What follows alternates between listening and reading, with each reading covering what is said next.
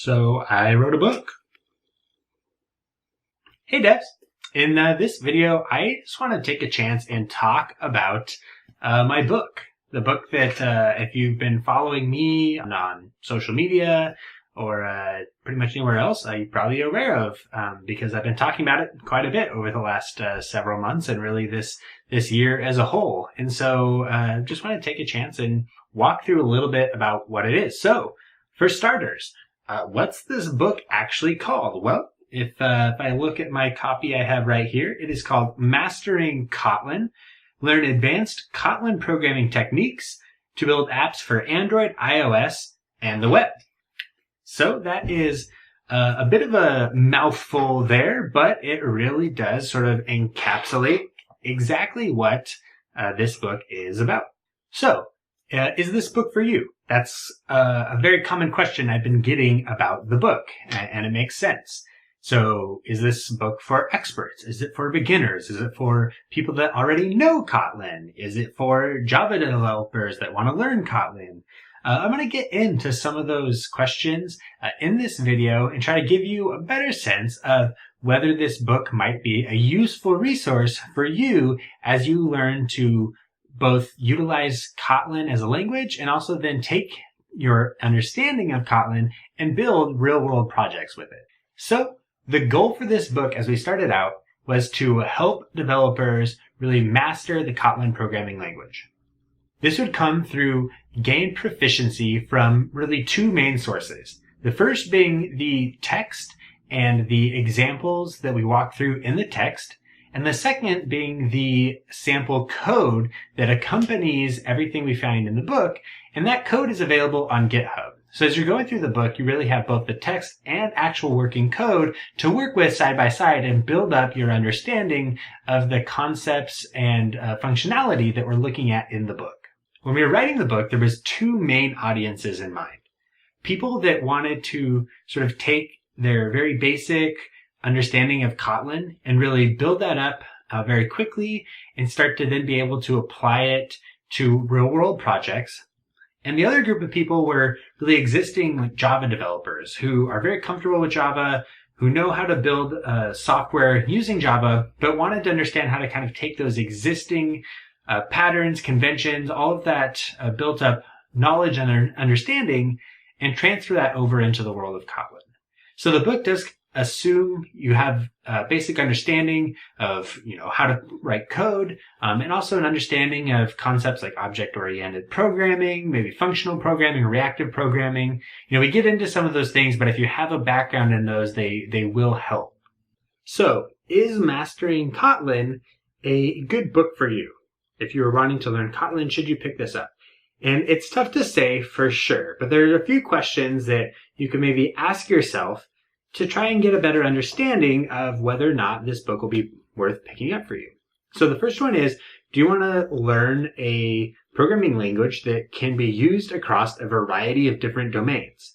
It can be used on Android for the web, used in a multi-platform project on iOS or native or IoT devices. You have a lot of options there where you can use the information you would learn in this book and how to build real applications. Next up, do you want to learn how to apply, object-oriented programming, functional programming, and reactive programming paradigms to your understanding of Kotlin? Do you want to learn how to write more idiomatic Kotlin code? And finally, do you want to see how to actually start using Kotlin in real-world applications? How to actually start those applications up and write Kotlin code to get stuff printed out to the screen, displaying in your browser, whatever you want. If you answered yes to one or more of these questions, then this book might be a really good resource for you to accomplish your learning goals.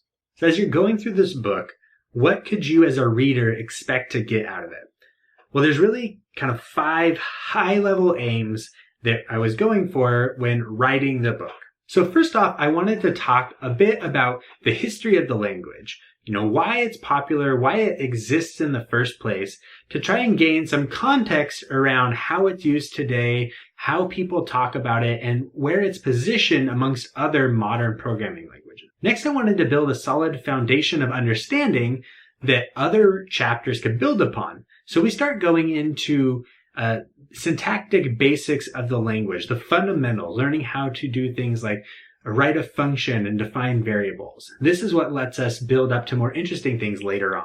Next, we devote quite a bit of time to looking at how to integrate Kotlin within an existing Java codebase. We look at the interop story and how to make sure that Java and Kotlin in your codebase can live side by side and work seamlessly both for users and for developers. Then we take a look at advanced language features, such as building out a custom DSL and starting to get our hands dirty with working with coroutines for our async programming primitives. And finally, kind of the last section of the book is devoted to building up several starter projects, both for, let's say, a backend service, an Android project, a Kotlin multiplatform project. And these are really designed to give you a hands-on experience of applying Kotlin to different domains to build actual applications. Now, once again, if we open up our book, we'll see that to kind of match those high-level outcomes that I just described, the book is split into 5 corresponding parts. Part 1 is called Kotlin, a modern solution to application development. Part 2 is called Putting the Pieces Together, Modeling Data, Managing State, and Application Architecture. In Part 3, called Play Nice, Integrating Kotlin with Existing Code, that's where we get into all of that Java and Kotlin interop that we mentioned before. Section 4 is titled Go Beyond, Explore Advanced and Experimental Language Features. And there we'll look at coroutines and DSLs and such. And finally, the last section is called The Wide World of Kotlin, using Kotlin across the entire development stack. So it's in that section where we'll start to break down the different domains in which Kotlin can be used and actually start building projects to fit into some of those domains. So that should help give a pretty nice high to mid-level understanding of what is in my book, Mastering Kotlin. Now, I just want to take a minute and just list off a few kind of specific things that we get into in the book, because I think that they're unique, or at least have an interesting take on them that might help you get something specific from this book. So, like I mentioned before, the book starts off by talking really about like the history of Kotlin. Why did JetBrains decide to create a new language? Why has it become so popular in the world of Android? And why does it have a lot of potential in just the wider field of software development in general? We go from there and we talk a little bit about how Kotlin kind of supports multiple programming paradigms, but doesn't necessarily enforce a single one. So we look at, object-oriented programming, reactive programming, how does Kotlin fit in with, like coroutines versus RX Java. And we also look at, aspects of functional programming and the Kotlin standard library, and even a little bit looking at the functional programming library Arrow that's built entirely with Kotlin and really brings closer to true functional programming support using the language. We also do get quite a bit into just how to model classes, how to work with, sealed classes, enums, object classes, object declarations, object expressions, some of the nuances between these, and when to use something like a companion object versus a top-level function. We then go, like I said, pretty heavily into the interop, and we look at how to use, different annotations to improve the interop between Java and Kotlin, when to use things like JVM static or JVM overloads. And this, I think, is a really good practical look at how to start integrating Kotlin into an existing project. We also talk about testing in this part of the book as well, and how to maybe start integrating Kotlin into your project, going the testing route, and even looking at some testing libraries that make use of DSLs to give you a really nice mocking framework within your Kotlin tests. And then we start getting into the advanced language features. So we do look at coroutines, we look at channels and how to use those, and we walk through building a custom DSL, which I think is really interesting. We kind of walk through the prototypical HTML example that's on the Kotlin documentation, and then we use that understanding to build up our own little DSL for a pizza ordering system, which I thought was a fun little example. And then finally, we get into kind of this last section of the book, which is a part that I really think is interesting and is potentially beneficial because hands-on experience is so useful. So in this section, we start off and we get started with building a simple Android project. It doesn't really do much, but it does show you how to start integrating Kotlin into your Android project. And it looks at some of the Android KTX extension libraries that make specific use of Kotlin to simplify certain APIs and just to make Android development, a bit nicer. So it's a nice kind of crash course in how to start using Kotlin for Android development.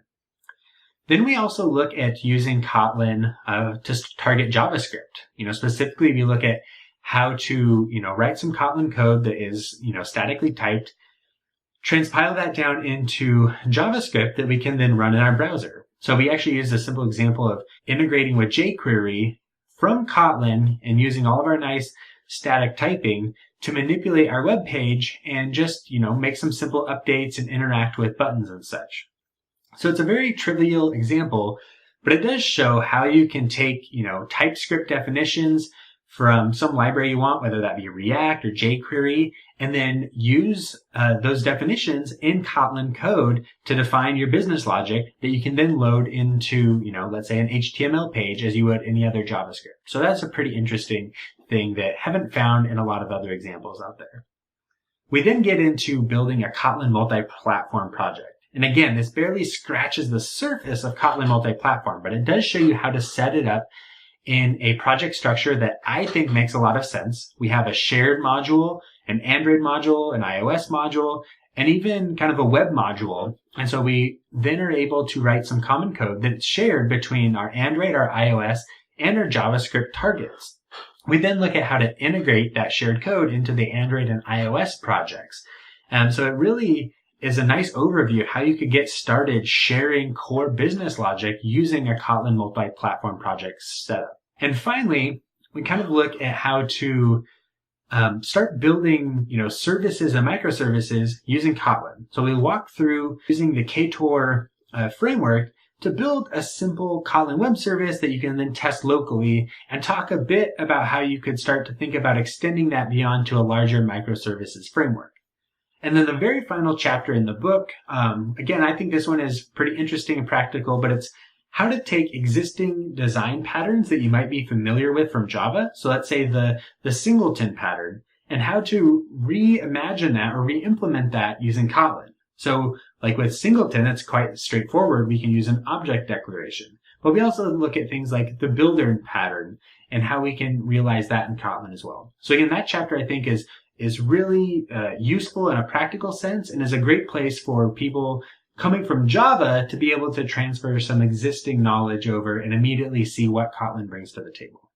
So that's about it. That's an overview of what my book, Mastering Kotlin, is about, and hopefully answer some questions about whether it might be a great learning resource for you. If you have further questions, I would be more than happy to answer them. Whether that's about, the book itself or writing a book, where it's found, anything like that, I would love to chat. And with that, we'll go ahead and close this down.